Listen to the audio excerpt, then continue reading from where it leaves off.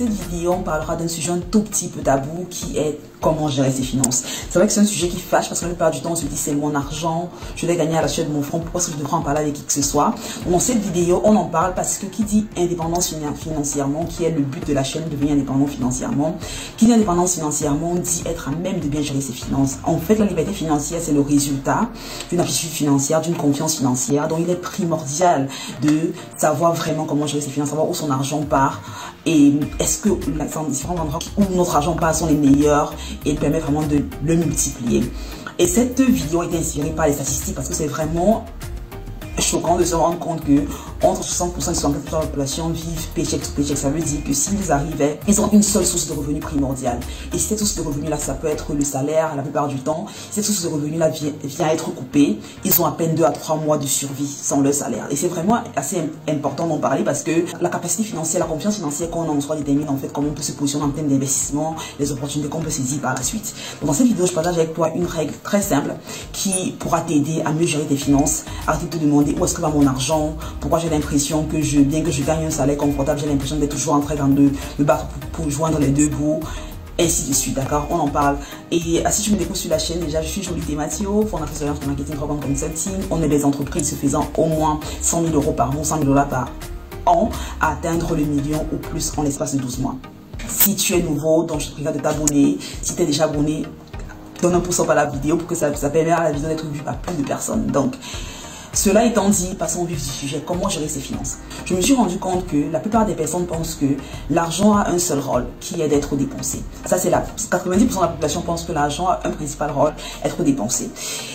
Un peu plus de personnes pensent que l'argent a deux rôles, être dépensé et épargné.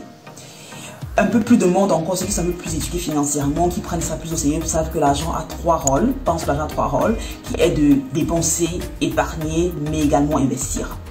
Et les gens qui sont vraiment les affluents, les millionnaires, les multimilliardaires et tout, savent que l'argent a 4 rôles. C'est d'être dépensé, épargner, investir et partager. Donc, donner à la charité, c'est important. Et dans cette vidéo, c'est vraiment le présupposé qui va te permettre de gérer tes finances, qui est de savoir dans quels différents buckets tu es en train d'attribuer ton argent. Où est-ce que ton argent va concrètement. Donc, il s'agit de la gestion de ton argent, tu veux y penser comme étant une pie chart, d'accord? Une pie chart, c'est une image ici pour toi, permet de visualiser ce dont je suis en train de parler. Et tu veux pratiquement diviser ton argent en 6 principales parties. La première partie, c'est les nécessités, d'accord? Les nécessités, c'est tout ce dont tu as besoin de façon mensuelle pour vivre au quotidien. La seconde partie, c'est ton emergency fund. C'est un fonds dans lequel tu mets de l'argent quand quelque chose se passe. Pour des rainy or des sunny days, c'est vraiment un argent que tu gardes et que tu ne touches pas. C'est un argent que tu dépenses uniquement si le monde venait à s'arrêter, si tu perds ton travail, si ton business s'effondre et que tu as besoin de cash. Mais c'est un argent que tu bloques et que tu ne touches pratiquement pas. Ça, c'est l'emergency fund. Le troisième bucket, c'est investissement, savings, ok?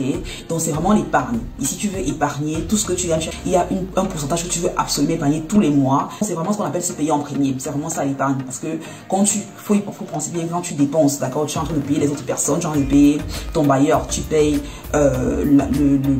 l'hôpital, tu payes la boutique ou le magasin dans lequel tu fais des courses. Tu payes tout le monde, en fait, tu payes le médecin, mais tu ne payes pas toi.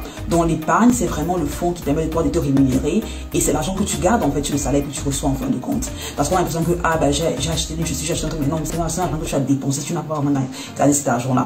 La quatrième partie, c'est le fun, d'accord? Pour te détendre, pour te divertir et tout. On a passé tout le mois à travailler, il faut quand même se faire plaisir à la fin du mois, d'accord? Ou au moins, je veux dire, ça dépend quand tu te fais plaisir, mais c'est important d'avoir un fonds fun dans ton truc. Ça, c'est la quatrième partie, d'accord?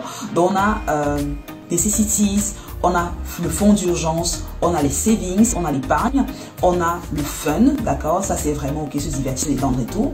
On a le learning, on a l'éducation. C'est important de si on est dans la chaîne des entrepreneurs ici, ça veut dire que s'éduquer, s'instruire, continuer à apprendre, continuer à améliorer ses compétences, c'est important. Ça vient même avant le fun, parce que le fun, ça vient après. D'abord, c'est l'épargne, d'abord c'est l'éducation, parce que en tant qu'entrepreneur à succès, ton succès ira croissant à la proportion à laquelle tu investis sur toi. Plus tu investis sur tes compétences, plus tu investis dans ton potentiel, mieux tu deviendras en tant qu'entrepreneur, plus tu seras même d'attirer à travers toi les opportunités d'enrichissement que tu n'as pas pensé à la base. Donc c'est vraiment important d'avoir un budget tous les mois pour continuer à s'instruire. Ça peut être des formations, des séminaires, des cours, des livres, tout ce que tu veux gagner, mais vraiment investi en toi, d'accord?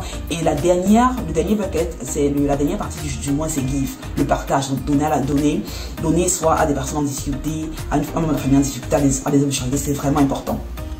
Donc on aura nécessité, on aura le fonds d'urgence, on aura l'épargne, on aura l'éducation, on aura le fun et on aura le partage. Donc c'est vraiment les 6 buckets que tu veux penser qu'il s'agit de gérer les finances. Et quand tu attribues ton argent à ce niveau-là, tu te rendras compte de chacun des besoins primordiaux que tu en tant qu'être humain seront satisfaits et tu n'oublieras aucun en fait, parce que soit on est dans une situation où on pense uniquement à investir, on pense uniquement à dépenser, on pense uniquement juste à... On ne sait même pas ce qu'on fait de son argent, on a du mal à gérer, on a du mal à savoir où exactement son argent part. Maintenant, la question que je dois te poser, c'est probablement, ok, dans quelle proportion est-ce que je distribue mon revenu ou mon salaire en fonction de ces différents buckets là. Il y a une stratégie très simple que j'ai appris de ce bouquin de Richest Man in Babylon. Il a été écrit en 1926, mais les principes partagés dans le livre sont encore assez valides, très valides même je dirais. Donc il s'agit de gestion de tes finances, ou du moins de l'attribution de tes finances, de ton argent en fonction des différents buckets. Tu peux te dire ok, 50% de ce que tu gagnes doit partir dans tes nécessités. On parlera d'abord du principe initial, d'accord, de George Clarkson, et après je te donnerai un peu la version update, parce qu'il est écrit justement en 1926 et nous sommes en 2021, donc pas mal de choses ont changé depuis ce moment-là. Donc 50%, c'est ce que George préconise, 50% va dans tes nécessités, 10% va dans ton fonds d'urgence, tu n'y touches pas, 10% va dans ton fonds d'éducation, d'accord, 10% va dans ton épargne, 10% c'est le fun, et 10% va dans ton... pratiquement c'est 50% sur le premier et 10% sur le reste, sur les 5 autres, d'accord? Éducation, fun, learning, investment and giving. C'est comme ça que ça se passe. Maintenant, au vu de ce qu'on traverse, au vu de la conjoncture économique dans laquelle on traverse, c'est important du moins d'essayer de se discipliner et d'épargner plus, parce que vu que tous les fonds sont, je veux dire, tu te rends compte que le fonds le plus important c'est les nécessités que tu as, ce que tu dépenses tous les mois, c'est 50% de ce que tu gagnes. Et idéalement tu aimerais que l'épargne, tu aimerais en fait avoir un switch entre ce que tu dépenses et ce que tu épargnes, d'accord? Donc George Clarkson demande d'épargner 10% de ce qu'on gagne, de dépenser 50% du mois. Et c'est une stratégie qui marche quand si tu es au début de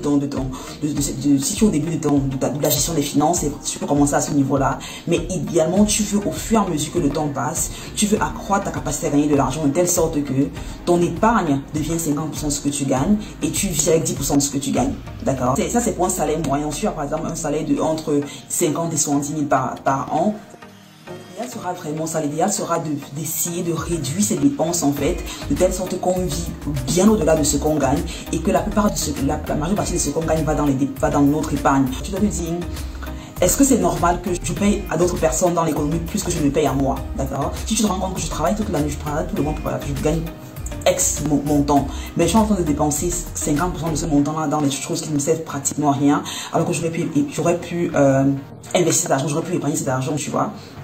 Du coup, l'épargne, en fait, c'est la façon, du moins, l'épargne ou l'investissement, du moins, c'est la façon la plus rapide d'atteindre la liberté financière. La seule différence entre un millionnaire et une personne qui ne l'est pas, c'est vraiment les habitudes qu'ils ont par rapport à leurs dépenses. C'est la capacité à délayer, c'est la capacité à retarder la gratification personnelle. Je vais pas prendre la dernière voiture, je vais pas prendre la dernière télé, je vais pas prendre un prêt sur X, Y, Z, je vais pas prendre, tu vois. Il y a pas mal de plaisirs qu'on aime bien avoir. On se dit, ah, j'ai envie d'avoir, je sais trop, j'ai envie d'avoir une nouvelle paire de chaussures, une nouvelle, je sais pas trop, une nouvelle montre, une nouvelle télé, une nouvelle maison, tout ce que tu veux derrière. Mais ceux qui sont vraiment smart épargnent, investissent et puis utilisent le résultat de l'investissement pour dépenser. La classe moyenne, là où la classe bien aisante dépense d'abord avant de penser à investir. Non. Tu veux commencer, quand tu reçois ton salaire, tu veux te discipliner, te dire, ok, comment est-ce que je peux faire pour vivre avec 10-20% de ce que je gagne et essayer d'épargner entre 40 et 50% de ce que je gagne. C'est vrai que ça va challenger beaucoup de personnes. Il y en a qui vont me dire, mais c'est pas possible d'épargner 50%. Mais non, c'est possible si tu as les bonnes habitudes, c'est possible si tu te disciplines un temps soit peu et si tu as tes priorités en ordre, d'accord? Si la priorité pour toi c'est d'être millionnaire, c'est d'atteindre la liberté financière dans l'espace de licencier, tu vas te dire, ok, ça dépend, ça va requérir des sacrifices, d'accord? Tu ne peux pas vivre comme les autres personnes vivent parce que tu sais, voilà, j'ai un objectif à atteindre. Pendant l'objectif que je me suis fixé, il faudra que je fasse des sacrifices. Donc c'est vraiment ce que je veux que tu sais de te discipliner à faire. Déjà te dire, ok, j'ai la structure basique. Si tu commences à peine, je te dirais d'abord, commence déjà comme ça, genre 50% de nécessité, 10% le reste des 5 autres buckets. Mais au fur et à mesure que le temps passe, challenge-toi, décide-toi de dire, ok, comment est-ce que je passe de 10% de l'épargne à 15%? Comment passer de 15% à 20%? Ça va se faire de façon progressive. Et c'est également plus simple de le faire si tu accrois ta capacité à gagner. Et accroître la capacité à gagner, ça veut dire quoi? Multiplier ses sources de revenus. Parce que quand tu y penses bien, on a une seule source de revenus. La plupart des gens ont une seule source de revenus par mois, mais ils ont plusieurs dépenses. Et moi, je pense que si on a plusieurs dépenses, on devra avoir plusieurs sources de revenus également, parce que tu n'as pas une seule dépense, tu as le loyer, tu as les factures, tu as tout ce que tu veux derrière. C'est important que tu aies plusieurs sources de revenus. Donc, accroître ta capacité à gagner, déjà en gagnant plus d'argent, d'accord? Si un truc de cette vidéo, c'est vraiment de te challenger, d'épargner plus, te dire, ok, comment est-ce que je peux quitter de 10% à 15%, à 18%, à 20%, mais également, pas seulement sur ce que je gagne présentement, mais également comment est-ce que gagner plus en amont. Parce qu'il y a des façons de devenir riche. Tu peux soit décider d'épargner tout ce que tu gagnes, mais tu peux également, et c'est une façon sûre de devenir, mais ça va prendre un peu plus de temps, ou tu peux te dire, d'accord, comment est-ce que je peux faire pour gagner plus en amont, d'accord? Et c'est vraiment, je fais pas off quand je fais que les deux stratégies marchent en tandem. Non seulement épargner plus, mais également gagner plus devant. Par exemple, si tu gagnes 50 000 euros par an et je te dis, waouh, d'accord, pour le moment, j'épargne 10% de ce que je gagne, ça veut dire que j'épargne 5 000 euros par an. Tu te rends rapidement compte que, waouh, c'est quand même bizarre que sur 50 000 euros que je gagne à la fin par an, c'est de net, voilà, il n'y a que 5 000 euros que je finis par gagner. Et ce qui est assez intéressant, ils sont les statistiques qui le disent, entre 60 et 100% de la population ont moins de 500 euros, 500 $ d'épargne dans leur compte. Et c'est effrayant, c'est vraiment effrayant. Donc il est important de savoir comment gérer ses finances, de savoir comment, d'apprendre à délayer la gratification et se dire où est-ce que va mon argent et comment est-ce que je peux attribuer mon argent dans des assets qui vont me permettre de le multiplier, de l'accroître. Encore ici, dépenser, épargner, investir, partager. Plus tu as même d'accroître ta capacité à gagner, plus tu seras même d'épargner plus, de dépenser moins, de devenir meilleur et atteindre la liberté financière plus rapidement. J'espère que cette vidéo t'aura plu. Si c'est le cas, donne un pouce up, abonne-toi à la chaîne si ce n'est pas encore le cas. Je finis en te recommandant 3 bouquins qui te permettront de devenir meilleur en termes de gestion des finances. Le premier, c'est forcément L'homme le plus riche de Babylone de George Clason, un classique, timeless, 1926, mais les principes partagés sont encore tellement fondamentaux, sont encore tellement valides. Le second bouquin, c'est celui de Robert Kiyosaki, A Guide to Investing, super magnifique également, celui-ci te permettra vraiment de savoir comment gérer tes finances, où attribuer quoi, donc pour investir, timeless, classique également. À côté de celui-ci, je recommande également de lire The Cash Flow Quadrant. Je l'ai plus haut là, The Cash Flow Quadrant, c'est également un très bon bouquin de Robert Kiyosaki sur comment gérer ses finances.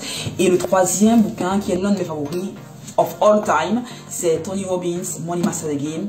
Ici, il a interviewé pas mal de personnes, il a interviewé les hommes les plus riches de la planète, qui sont partis de zéro pour devenir milliardaires et multimillionnaires. Il leur a demandé quelle était la stratégie pour accumuler autant d'argent. Et c'est vraiment toute cette connaissance qui est déversée dans ce livre. C'est vraiment, c'est un pur délice. Donc je recommande ces 3 bouquins pour t'aider à améliorer tes finances. Mais déjà, commence avec ce principe de 50, 10, 10, 10, 10.